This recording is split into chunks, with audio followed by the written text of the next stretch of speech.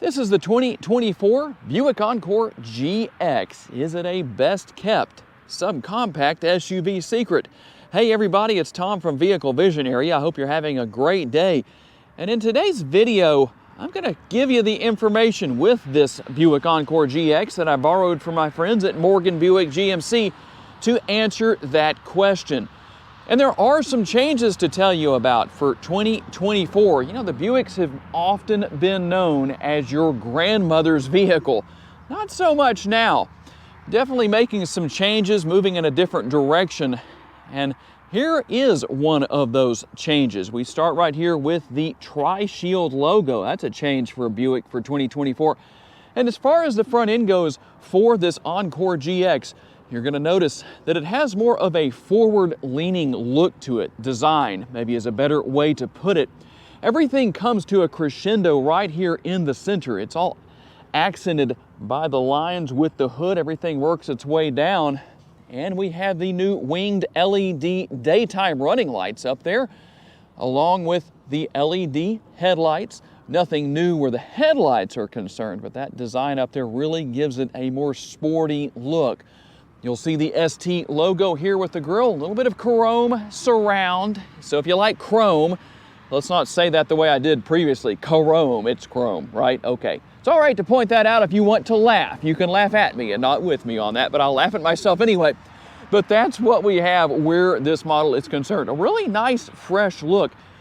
And that's not the biggest change. I'll show you the interior in just a little bit when we get to that part of the video and show you what's there. Now, if you want front wheel drive, well, that's going to be the standard option here.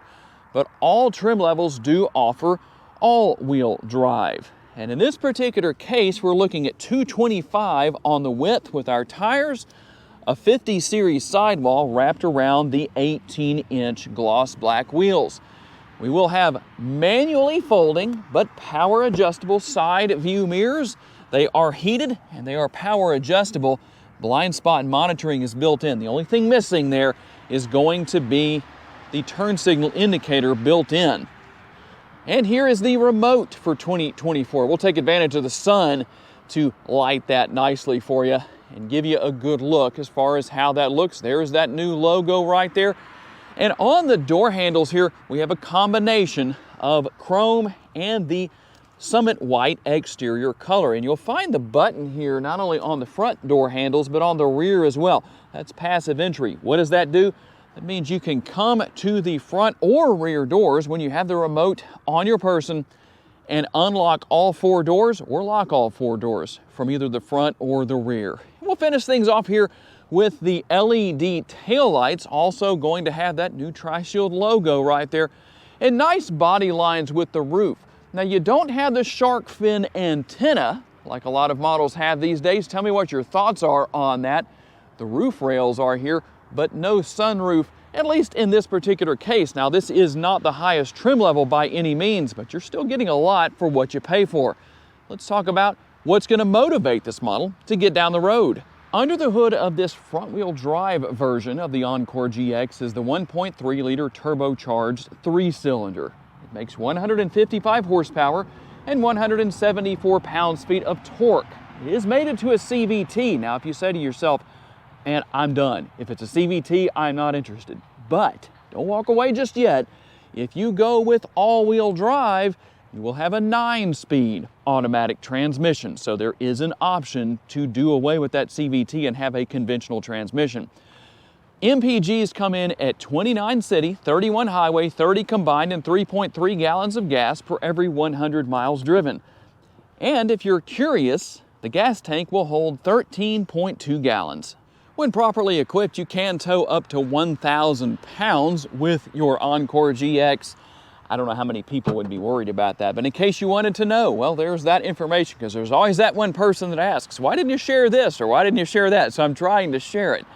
And let's talk cargo capacity. You can see that this is not a power or hands-free liftgate back here, but it is dampened. Once you move it just a little bit, everything takes over with the struts right here, and it's easy to deal with. This cargo cover is removable. All you're going to do, let's see if I can do this one-handed, is take this off right here, and then underneath, we'll do it on both sides to do that, and then you basically just pop it off of where it sits right here. A very simple thing to do, and cargo capacity comes in at 23.5 cubic feet up to 50.2 cubic feet, which is reasonable for a subcompact SUV. You can see that the seats are folded down right there. Now, the floor right here actually has a couple of different positions. You can see by what we have right here. It can actually sit higher up here, but you can also help maximize your cargo space by having it drop down into this position. And something else that is very helpful. Let me just remove the floor because that's easy to deal with. If you need to use your spare tire, that's always a win because you don't have to worry about having a tire repair kit. And let's talk about what your backseat passengers are going to find. How comfortable is the armrest? Well, if you actually put your arm up there like this, it's not too bad. There's a decent amount of room. You do have the contrast stitching here. And while this could be referred to as a door bin, I would really call that more of a bottle holder. But if there's no bottle or a cup or anything in there, I guess it could be used as a door bin. And we'll put the seats back up into place here. Not too terribly difficult to do. Now, the one thing, based on another question that may be asked, do the seats recline? No, they don't. So if you were curious about that, now you know. And we will find rear seat pockets on both seats. No air conditioning vents in the back seat area, but as small as this interior is, I can't imagine that being a problem. Also, there are a couple of USB options down here. So what exactly would it cost you to get into this Encore GX if you wanted to buy it from Morgan Buick GMC? $28,360. Let's see what else you get for that price. Now here with the front doors, a little bit more space on the armrest, still comfortable like the back, but you have more of a true door bin right here. Again, could be used to hold a bottle or a cup, but really a lot of space in there. Now you won't find power seats here for the price point. Now, that shouldn't be much of a surprise. Let's hop inside and take a quick look across the dash. And we're going to take a more in-depth look here shortly at what we have right here. If I was to start out there and you didn't know this was a Buick, you probably wouldn't guess that it was. This is the Virtual Cockpit, a total of 19 inches of space. But let's stay on track here real quick. Here is the gloveless glove box. There are some papers in here, the window sticker, but there is a reasonable amount of space there. We're going to find a couple of USB options and a 12-volt power outlet. A little bit of space right here. Here is your conventional style shifter. That's worth the money to a lot of people because it's not a push-button shifter. A lot of people just don't like that for some reason. And you can see what's here as far as your traction control. You can turn the auto stop-start feature off. And there is a little bit of gloss black, or what some call piano black here. I don't think that's going to be a problem because of where it's located. Probably won't have a lot of fingerprints. You have the cup holders right there and a little bit of space in front of the center console. And within the center console, it looks like there isn't much space, but that tray is removable. So you'll find there is more space within. And the lid for the center console does double as an armrest, although it's not super wide. But again, thinking of the vehicle, no surprise. Now, I didn't talk about a sunroof because there isn't one here, at least not on this model. You will find the ST logo here stitched into the headrests. And as meaningless as it really is, just in my personal opinion, if it's in the headrests and the front seats, I think it should also be in the rear. That shouldn't be a big deal to add that. Just my thoughts, not an issue. And for those who are wondering about OnStar and other things, well, here's what we have as far as that goes. We'll show you some of the controls and switches here. Here are your map lights. A fairly simplistic interior, very easy to deal with, but I'm sure a lot of you are wanting to know more about what we have right here. And obviously you'll have a few additions here on the driver's side door panel. I probably don't need to tell you what's there because you likely already know. Here is where you're going to control the functionality of your exterior lighting, headlights and taillights, and your steering wheel mounted controls. You'll run or operate your blinkers right here, and you'll operate the front and rear window wipers over here. And let's talk about what I've been teasing you with. The total of 19 inches worth of Virtual Cockpit screen. So what we have is 8 inches with the instrument cluster here, or the driver's display. You can call it whichever you wish. But you can see that it's very simplistic, but yet it looks really nice. It does a nice job of getting the job done, depending on what you need to do. Very simple to deal with and very simple to learn. You've got some different information you can go through right there. Over here we have another 11 inches. That's how we arrive at the 19. You do have your good old-fashioned knob right here for controlling the functionality of the radio. Wireless capabilities for your smartphone, Apple CarPlay and Android Auto are here. And you will have a backup camera, just one view right there with trajectory lines. You can turn those off if you so desire, or turn them back on. But a pretty simple system, but it does have a nice modern look here. Everything is very simple to deal with. Haven't connected a phone, but there's where you would do that. And then to go home, we can just go right here and do that. Now you do have single zone climate control here, but again, in this interior, I don't think that's a big deal. A pretty simplistic interior for those who are maybe saying, you know, Tom, I'm looking for a brand new vehicle. I know there's no way I'm going to get away without having to deal with new technology to learn. Everything here is very simplistic. It's also somewhat minimalistic. So this could be the perfect vehicle for that person. And here's a special little treat for you, some added bonus material. So there is the blind spot monitoring, and here is the interior as far as what it looks like after dark, at least as best as I can do.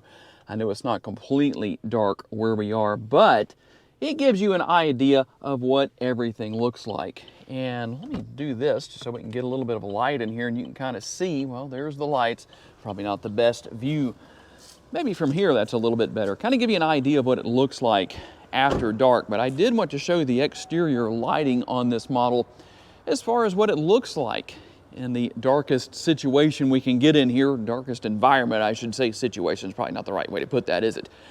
But there are the headlights right there. You're gonna have your LED headlights, and we'll give you a look from the front as well. So just added value, something you don't normally get in these videos.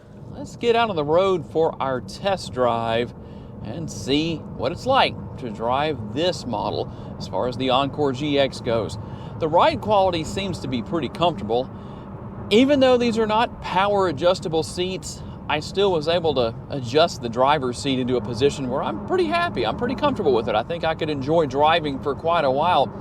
For the size of the vehicle, its ride quality is acceptable. That's probably the best way I can put it. It's not that it rides bad. It may not quite be up to Cadillac standards, but you know what? It's still going to get the job done. And while you may not have a ridiculous amount of horsepower, it seems to get down the road in an acceptable fashion. I mean, it's obviously not neck-snapping performance, but when you need to accelerate into traffic, I don't think you're going to have any trouble with that. Obviously, there are a lot of different scenarios you could deal with, but one thing that I've noticed is that you don't see a lot of these Buicks in for service as far as having issues and problems go. And part of that is because the people who buy these aren't really looking to hot rod anything. And when you compare all of that, obviously you have a lot of great safety features here as far as your different blind spot monitoring, all of the different safety features you would expect to find. They're all here, even for less than $30,000. Not bad. You really get a lot for what you pay for here. Is the price acceptable? Well, I think in this day and age, it's probably going to be one of the more acceptable price points that you're going to find, just because prices are obviously so out of control in this day and age. But overall, yeah, I think it's not too bad. Technology here, easy to learn, easy to use, although it still looks very modern. I really like what Buick has done here with this virtual cockpit. The fact that you noticed earlier, you may have seen it, the screen is curved towards the driver, so a very driver-focused setup here. That's always a good thing. And like I said earlier in the video, easy to learn, easy to use. You really can't beat it for the price point and for the right person. I know not everybody's going to fit into this particular segment, but for those who do, I think Buick has a lot to offer with this particular model.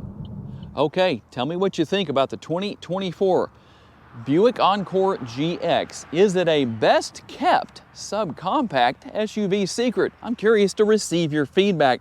And don't forget, there's a link down in the description of the video to this exact model at the Mike Morgan Buick GMC website, or anything else you might want to look at that's available at the dealership. I would like to say a special thanks to my friends at the dealership for loaning me this Encore GX for the day. And a special thanks to each and every one of you for being kind enough to give me the opportunity to give you a vision for your next vehicle. If you enjoyed this video, please be sure to hit the like button. That helps me out a lot. And if you haven't subscribed to the Vehicle Visionary YouTube channel just yet, please consider doing so you don't miss future videos. And if you would like to learn about additional vehicles you may wish to consider purchasing, check out the video that's on the screen right now, and I will see you there.